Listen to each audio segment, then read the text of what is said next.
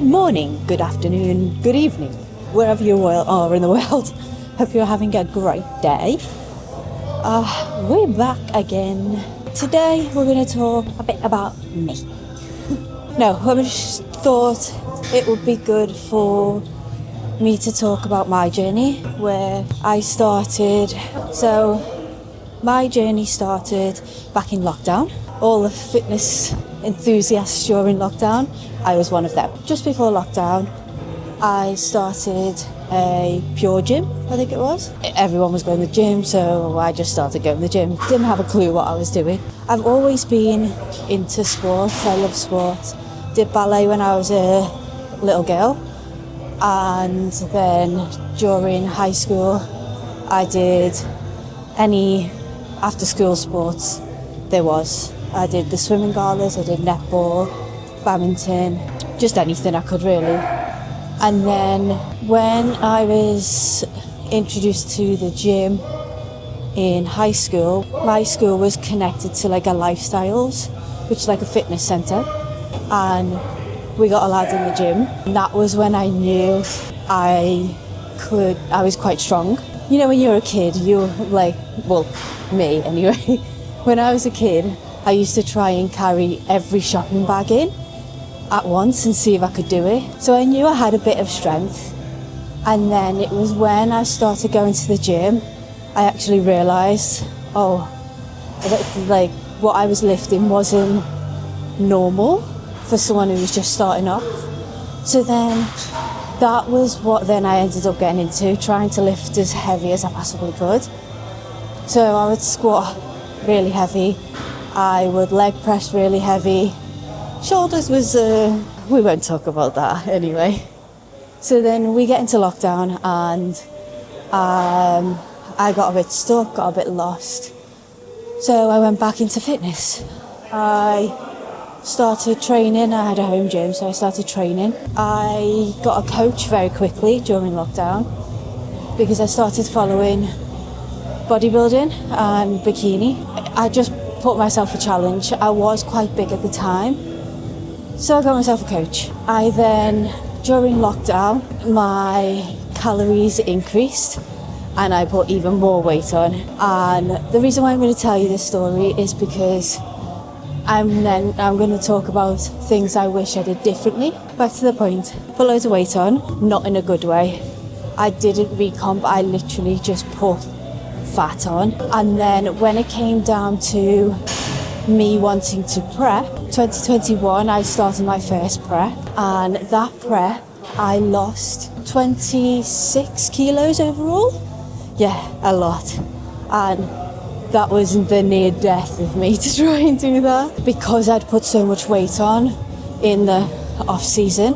So it was a very big struggle to lose that weight, especially due to previous eating habits. When I was younger, constantly being on yo-yo diets, starving myself, fasting, binge eating. I've done the whole whirlwind of stuff. Because I didn't heal from that, my body really did not want to lose weight, and it would hold on to every piece of fat it could. So it was a very hard prep. I won't go into how much cardio I did and stuff like that because that's unique to every single person, so that doesn't matter. But yeah, so that was my first prep in 2021, and I did, for my first show I did juniors. I won my junior class in the regional against 21 girls, which, trust me, I was so shocked. And like I said in the last episode, I really compared myself to others and I thought I have no chance, I'm like nowhere near as good as anyone else, and then I win my class. So it does just prove, don't let things get into your head. Anyway, then the second show was 3 weeks later, and I won my juniors and I won my high class, and then missed out on, I think I was split centre for the overall. But yeah, so that was my first season, so great first season. Then I came out of my prep. That's when I had all the stomach issues with eating dairy and stuff like that. But because of how hard that prep was, I rebounded really, really bad. So I went back to old eating habits.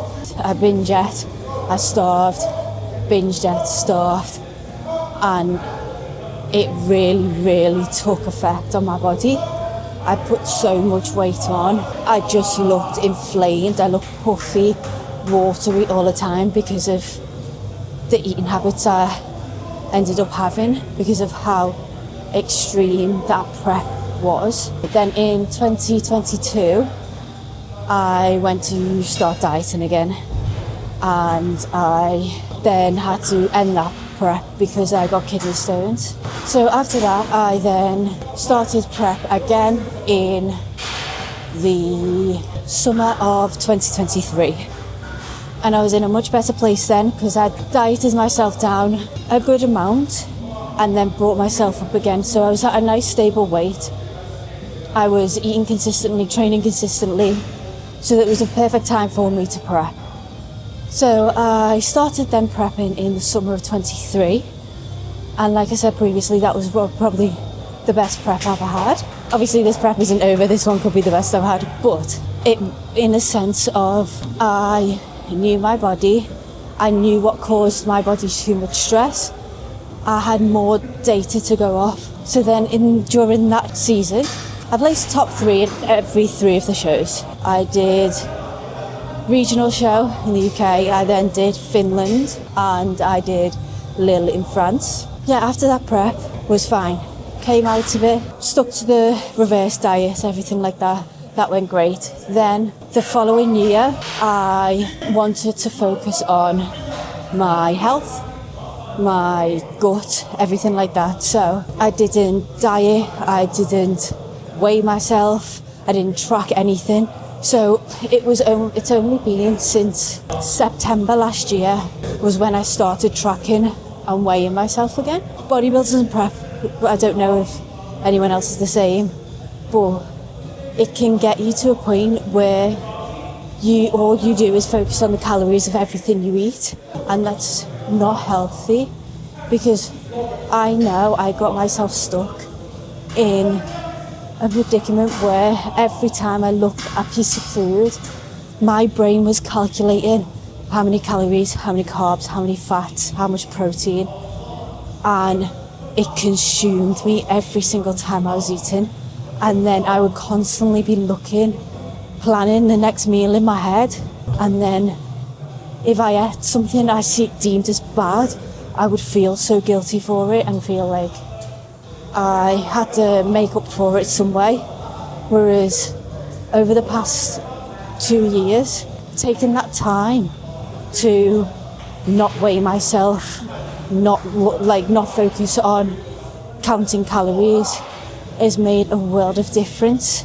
So I've now come into this prep with a totally different mindset because of taking that time to learn how my body feels instead of going off numbers. Just as a whole, how do I feel? What did I eat the day before? What can I switch up today and see if that makes it any better? So now, coming into this prep, it's been like hands down so much better. I was at a much better starting point.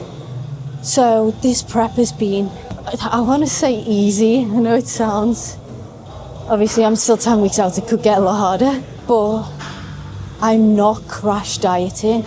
I don't have 26 kilos to lose. So you can come at it at a different mindset and different pace. You don't have to shut your calories right down or shock your system and try and lose as much weight at the beginning as possible. From the start of this prep, I have only lost 3 kilos, but my body has completely changed. My body has responded really well. The advice that I would give over all the preps that I've done so far, if I was to start off my whole fitness journey again, what I would say is I would go to the gym for a minimum of 2 years and just train and eat and learn your own body, fix your sleep, get yourself a structure, eat good whole foods. I wouldn't even say weigh yourself. Just go off how you feel and how you look. Figure out what foods work well for you, what foods don't work well for you, and get that data yourself. You don't need a coach to tell you, oh, you can't eat this or you can't eat that.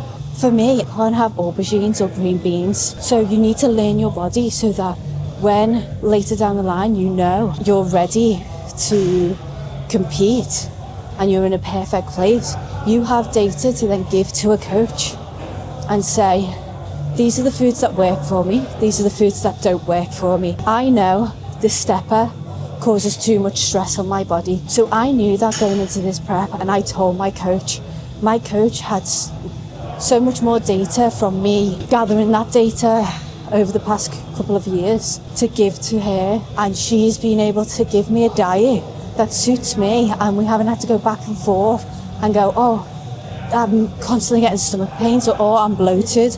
And then you will take up half of your prep figuring out why it is you're bloated or why you're not losing weight. So I would definitely say take a few years before you get a coach, if you're only just training, you're starting to train now, you should not be prepping for a show.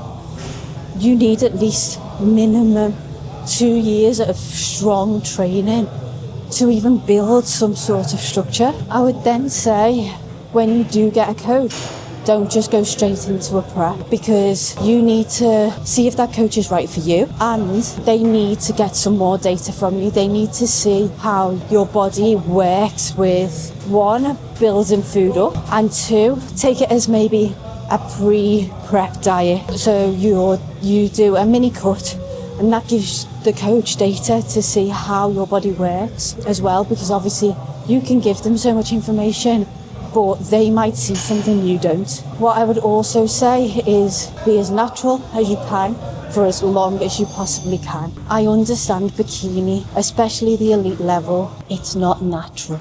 I would say stay natural and see what your natural capabilities are before you do anything. I've been natural the whole of my competitive bikini series. You can go far in that aspect. You have natural shows. I didn't do some natural shows. The one in Finland and the one in France was not natural. Oh, the one in France was natural. The one in Finland wasn't natural. And I still stood up against them girls. So you can do it. I would definitely say do not let any coach push you towards non-natural stuff. You know what I mean? If a coach ever comes to you, as soon as you've started with them and pushes that, run. You need to know your body. You need to know what you accept and what you don't accept from a coach when you are ready to get a coach. So to close this little cardio chat up, don't make the mistakes I did, as in jumping in it too quickly. Yes, I'm still competing, and yes, I'm now on my 3rd season and I love it, but it's not easy. It does take hard work, and my body was not ready for that when I went into a prep in 2021. And that did cause an avalanche effect. It took me until 2024 for me to go, I need to sort my body out, my hormones and my mental side of eating, to realise that that's what I needed to do. I would definitely make sure you are in a stable mindset, hormonals. Oh, that's one other thing. Always get your bloods done. Before prep, middle of prep and after prep. Bloods are the best indication to find out anything of your health. That even goes for naturals, because when you diet, you may lack nutrition somewhere. So if you're getting your bloods done mid-prep, you can catch that early and you can implement that into your diet. And that might be the reason you aren't losing weight, you are so fatigued, but your calories are still high. So yes, always get your bloods done. Apart from that, if you've got any questions in general, next one I might do a Q&A. So if you've got any questions, put them down below and I will answer them the next one. Until then, peace.